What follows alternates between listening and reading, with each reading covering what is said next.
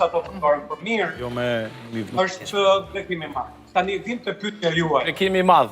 Unë kam vënë re diçka, sidomos në shoqërinë shqiptare.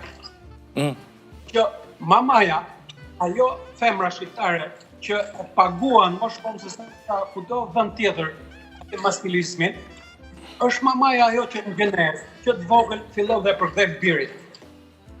I thot vajzës, hajtë se hajtë djali parë, se pyet fund, hajtë se ky është kështu. Edhe babai, që është heroi i vajzës. Po si mundet një baba mos jetë mbrojtësi më i madh i vajzës? Unë nuk arrit ta kuptoj.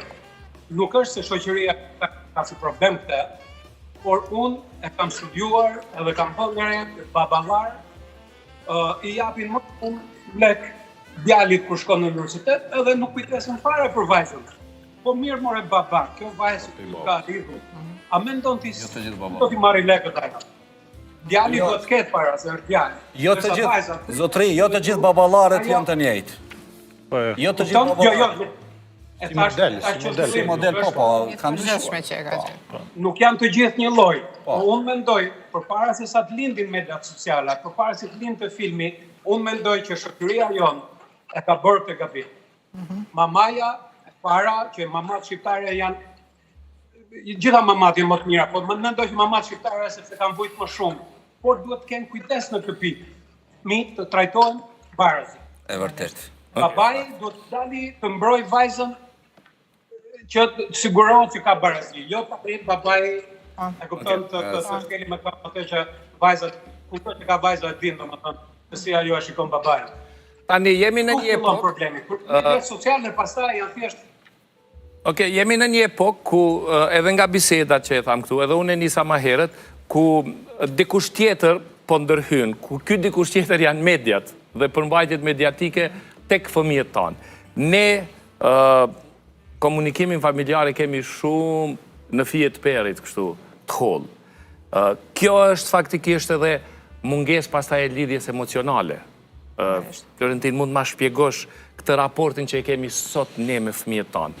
Në rrjetet sociale qesin fotografi, momente lumturie, dashurie familjare, po në realitet... Pra paskena është ndryshe. Pra paskena nuk është ashtu. Për shkak se dhe prindrit si prindër, përfundon një lloj krahasimi, do thanë se cili postim është më i mirë në krahasim, do thanë me tjetrin, ekziston një garë, do thanë në gjenerat. Edhe mendoj që do të thanë një gjë që ka konsiderojmë tani se teknologji normal që duhet ta përdorim, mirë po ekziston mendoj si një frikë se mos rasisht po mbesim mbrapa nëse nuk e mësojmë ta përdorim teknologjinë. Edhe mendoj që kjo është një bazë kryesore të cilat po ndikon në relacione që në familje ta stimulojmë përdorimin e teknologjisë, edhe jo ta konsiderojnë që ajo të përdoret vetëm në momentin kur është e nevojshme. Si po në ndërhyn kjo në raportet tona familjare?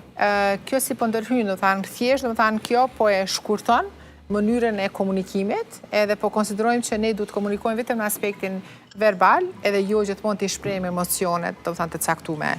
Kujtohet kur pa dalë fillim Messengeri, ishte atrakcion, habi për ne me bisedu më renda dhomës, nga dhoma në dhomë me Messenger. Se tash jemi jo nga dhoma dhomë, po afër me njëri tjetrin e komunikojmë. Edhe nuk e themi fjalën, po e gjejmë emocionin si fotografi. Edhe na ndodh, do të thënë që njëra prej, do të thënë, kthimit të mbrapa në zhvillim si njerëz në aspektin emocional është kur ne nuk kemi gjendje të artikulojmë çka po ndjejmë. Piktografisë. Pikërisht, do të thënë gjejmë vetëm emocionin si fotografi, sepse kur ne nuk kemi gjendje të artikulojmë, nuk e dimë a kemi frikë, a jemi të zemruar, do të thënë apo çka po ndodh. Kur ne spari nuk kemi të vetëdijshëm se çka po përjetojmë.